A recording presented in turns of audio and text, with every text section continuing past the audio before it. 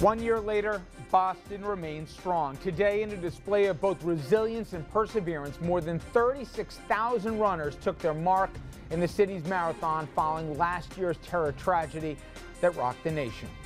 And despite what the numbers say, the battle over Obamacare has not been won. We know Republicans working to repeal the legislation, but the Dems also putting up a fight.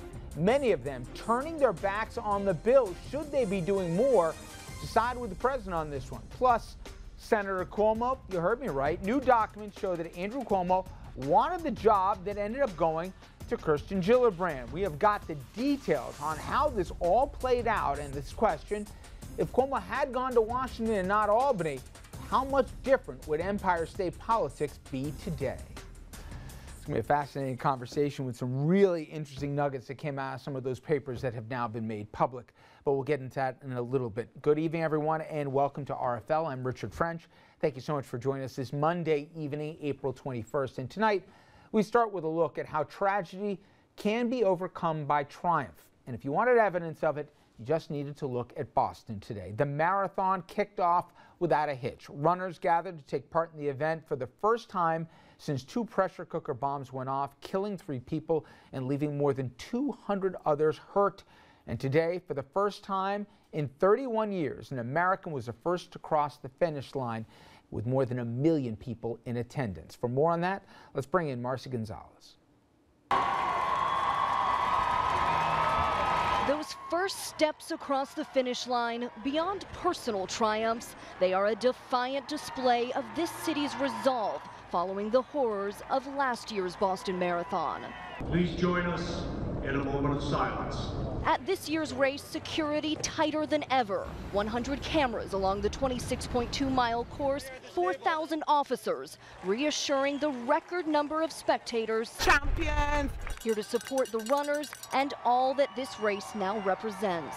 That no one can stop this Boston Marathon, that we are strong! For those so profoundly impacted by the bombings, a tough but hopeful day. Some loved ones of the 3 people who were killed spending this day with the cheering crowds. Others reflecting privately at home, while several of the more than 260 people injured returned here to run the final stretch of the race, proudly taking back this finish line. 36,000 runners took part in the race, the second largest Boston Marathon ever, and for so many, the most meaningful. Marcy Gonzalez, ABC News, Boston. All right, now on Easter Sunday, the Catholic faithful and others seeking comfort, they packed a Boston church.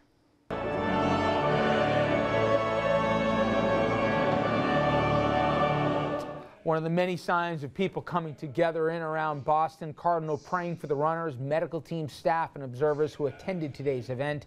He prayed that they'd be free of injury or harm, and today, as we said, runners observed that moment of silence before the race to honor the victims of last year's tragedy. Many people were hurt in the blast. They came back today to actually not just attend, but even run in the race. Mayor Martin Wall says today was about a whole lot more than just a competition. I was happy to be here. I was happy to come back, and I feel sorry for everything that happened last year, but just the fact that we were all able to come back this year and still be running, it was more joy than anything else. I feel like we're more positive people now than we were a year ago.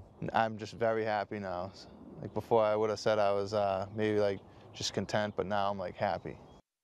All right, just some of the sights and sounds of what was an amazing day, Patriots Day in Massachusetts. I want to bring in our panel right now. We're joined by Jeannie Zaino, professor of political science at Iona College and professor of campaign management at NYU, with some heartstrings very close to Boston, and also Dominic Carter, political journalist and author, Andrew Whitman, our senior political correspondent. And you saw it play out. They had a picture-perfect day. I think for folks who haven't been there, the marathon's great in New York City, but there's almost nothing else like the Boston Marathon, because the Red Sox, they play at 11 in the morning. The whole city, it seems, comes out for the race here.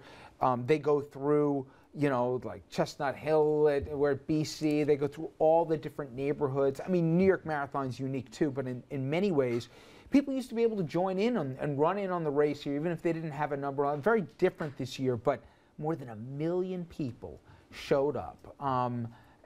I thought it was one of the more affirming things I've seen today. Yeah, absolutely. And what a beautiful day for the marathon, Patriots Day, and it went off without a hitch. The first American male to win in how many years? It was an amazing day. And I was thinking back to last year and how shocked, you know, all of us were when those bombs went off. And what struck me was the fact that nobody mentioned one of the people who was supposedly responsible for this thing. There was very little mention, and if you ask people today, many people couldn't even recall his name. It was all about getting people back out, back running, and this sense of community. And for Boston and for Massachusetts, this is a holiday. Everybody brings their kids. It's a very festive occasion. As you mentioned, the Red Sox always play and people stream out of the stadium. So it really was a beautiful day, and what a way to, you know, mark the first year anniversary since the horrific bombings last year. There was a story that I saw. I just caught a clip of it as I was watching the race and watching some of the reporting on it. Guy collapsed from exhaustion near the finish line, a couple hundred yards. We saw, in fact, a clip of that guy struggling to the line. People lifted him up and carried him across the finish line with smiles on their faces as they were doing it. And this is after they've all run 26 miles as well. And I couldn't think of a better metaphor for this year's Boston Marathon, that it was, you know, the struggles, the difficulties, some pain and injury, and obviously some losses last year, but the community banding together and overcoming and really, you know, it was something that went beyond sports. It was something that went beyond just a patriotic moment. It was a shared moment for New England in a way that, you know, it's in stark contrast to last year. Perseverance, almost like last year's tragedy did not happen. Fantastic. And people said, to your point, Dominic, that immediately after and the days after, because so many people have connections to Boston, whether they grew up there, they went to school there, they have family that's there, and New England looks as Boston is basically the city for New England in many ways. So I bet you we all have not even 2 degrees of separation to something of some connection of Boston.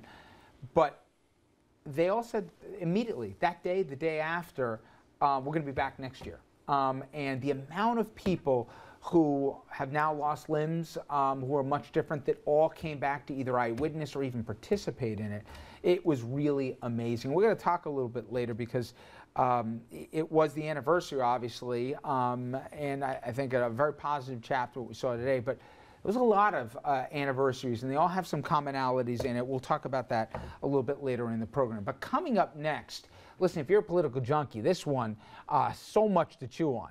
Senator Cuomo, well, it turns out that Andrew was eyeing Capitol Hill before the governor's mansion, and oh, what that would have meant to New York politics, the deck chairs that would have been rearranged here with all the agendas and ambitions. The backstory and those musical chairs it might have cost when we come back.